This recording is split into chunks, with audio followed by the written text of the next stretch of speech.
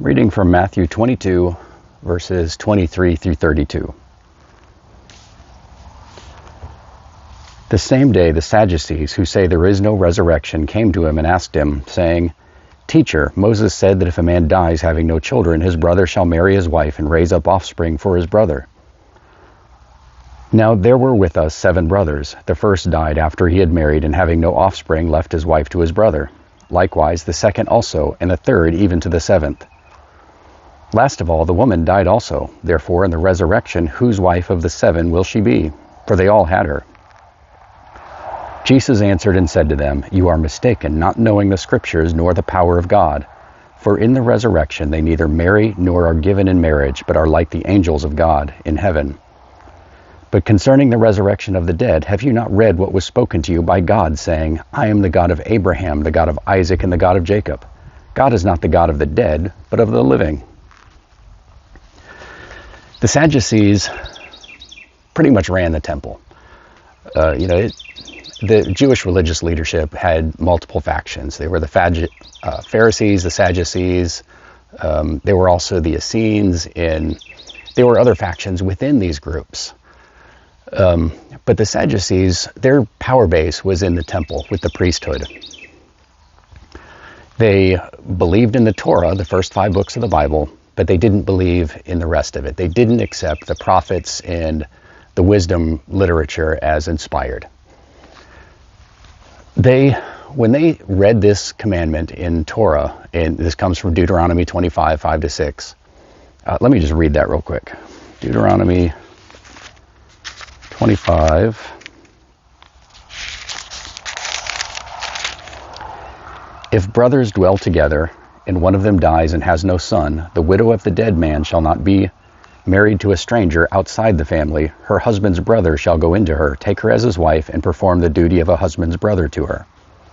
And it shall be that the firstborn son which she bears will succeed to the name of his dead brother, that his name may not be blotted out of Israel. Now the Sadducees read this command and assumed that it only had to do with inheritance within the land, preserving the lineage and the territory of Israel. But Yeshua pointed out that they were ignorant of the Scriptures themselves. First, this very same commandment presupposes that marriage ends at death.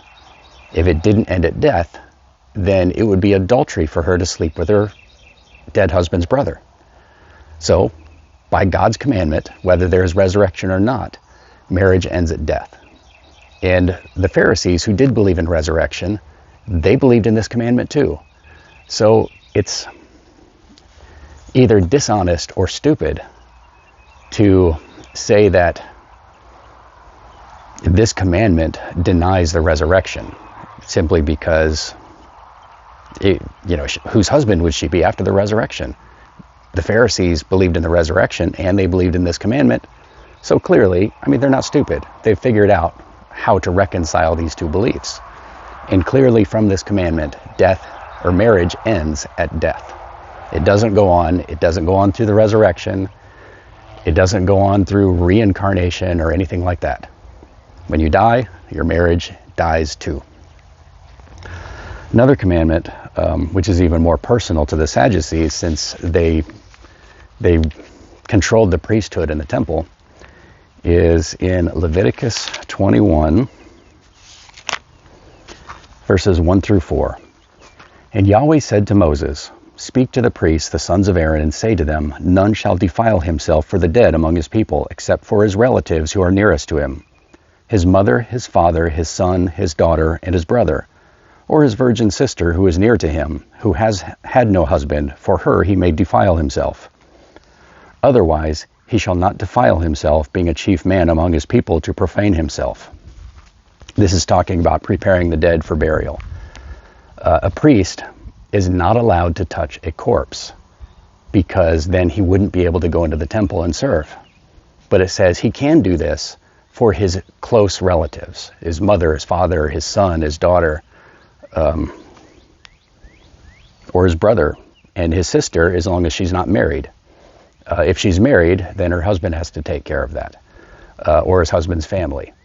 But a priest cannot defile himself for his wife's corpse. He can for his immediate family. Other people can for their wives' corpses, but not the priest. Why is it different for the priest's wife than for his mother or father? That's because his blood relations, his mother and father, if they die, he's still their son.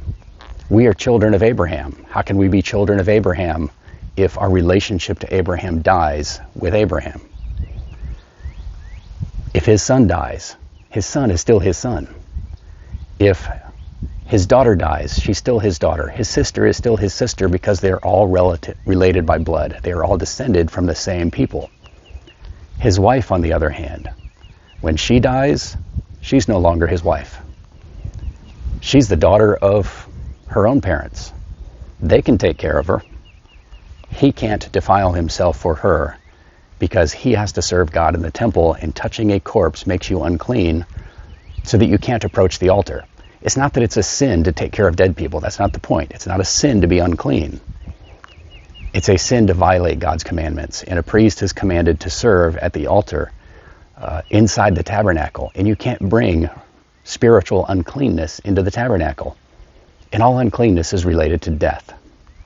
So it's not a sin for somebody who's not a priest to take care of any dead person.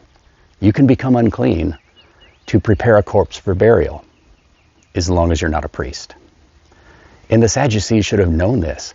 This proves that marriage ends at death, even for a priest. And then Yeshua says, you also don't know the power of God. And he's referring here to Deuteronomy 32:29. And note that these are all scriptures that the Sadducees recognized. These are all in Torah.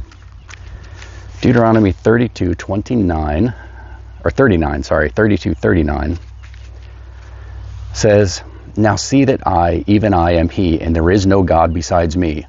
I kill and I make alive. I wound and I heal. Nor is there any who can deliver from my hand. You can't heal somebody unless they've been wounded. You don't heal healthy people. You heal sick and injured people. When God says, I kill and I make alive, he's saying that he has power over life and death.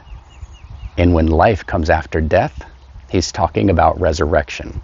Healing comes after wounding. Life comes after death.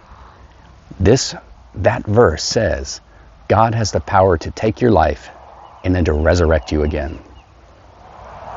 They said they believed the Torah. And the Torah says right there that resurrection is a reality. Yeshua goes on to quote Exodus 3:6, in which God tells Moses that he is the God of Abraham, Isaac, and Jacob. How can he be the God of dead people? In the Sadducees' view, a dead person has ceased to exist. It's not like their spirits have gone anywhere. They are gone forever. Their spirits are destroyed. There is no more Abraham. Abraham doesn't exist anymore. But that's not what the scriptures teach. God isn't the God of people who don't exist, which is what the Sadducees believed death meant. He is the God of the living and the dead, because the dead still exist. Abraham still exists in the grave. Not the dirt, not a cave. The spiritual grave that the Hebrews called Sheol. And Abraham will be resurrected along with all the rest of the people at the final judgment. The part about there will be no giving in marriage or taking in marriage in the resurrection, that's talking about after the final judgment. I know there's a lot of controversy about when people are resurrected. My personal opinion is that the martyrs of the Antichrist and the Beast are resurrected when Yeshua returns to earth right at the beginning of the millennium. And then everybody else, good and bad, will be resurrected at the end, right before the final judgment. It doesn't say that the resurrected are no longer capable of procreation. It says that they no longer marry. That probably means that they won't procreate. But Scripture also seems to indicate that angels can procreate. They're just not supposed to. When an angel mates with a human and creates offspring, they are creating a counterfeit of God's creative power. They are trying to take away his power and the power of mankind. Angels can procreate. I don't really understand how. I don't know how that works. They're just not supposed to. After the resurrection, after the final judgment, it seems that humanity will have the capability to procreate. We're just not supposed to. I don't know why. I'll leave that in God's hands. He didn't explain it. That's good enough for me. This is Jay Carper from American Torah. Believe the scriptures. Believe in the power of God. And be blessed.